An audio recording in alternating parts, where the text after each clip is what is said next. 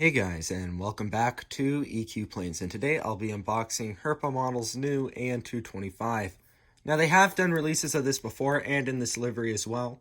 I know lately they've done a couple releases with it in some older liveries, but I decided I'd hold out and wait till I could get this livery, as this is the livery I most fondly remember on the An225. As many of you may know, the An225 was unfortunately destroyed in the Russian-Ukrainian war back in February. It was formerly the largest commercial aircraft in operation, so definitely a must-have addition to my collection. Unfortunately, I never did get a chance to see the An225 in person, as it came to Calgary back in 2012, and I just didn't know about it when it happened. And I never did get to see it at airports like Toronto.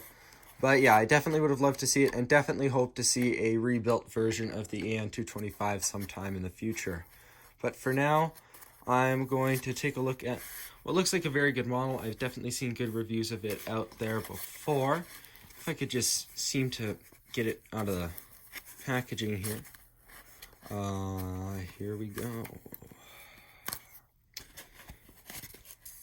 But yeah, so definitely won't be able to be using this in any of my airport updates like I may have had it not been destroyed, but it is still going to be a nice aircraft to have, just because. But anyways, let's take a closer look at the details on this An225. So now, taking a closer look at the model, we'll start with the mold itself. Now, I definitely think they did a good job on the representation of the An225. Obviously, it doesn't have any antennas. It's not an incredibly detailed model, but I do think they did the shape well. And I can confidently say this is the best An225 model into 1/400 scale. But I also think this is the only one. So, yeah, but overall, very simplistic, but definitely still of high quality.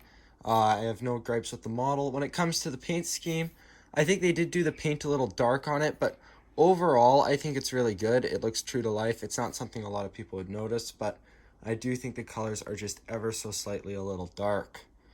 But yeah, what can I say? It's an incredibly iconic aircraft, and I'm just so glad to see this released again. So you can check around model stores and stuff. They should have it out right now. I believe this is the second release of it. Now, for reference, here is an An124. This is a Volga Nipper example, actually the one grounded in Toronto. A Gemini Jets release. So you can see, like I said, very similar aircraft. The An225 is built off the An124. And I also have, for size reference, a Singapore Airlines A380 right here. But yeah, if you get this model, it'll definitely end up being the largest model in your 1/400 scale collection.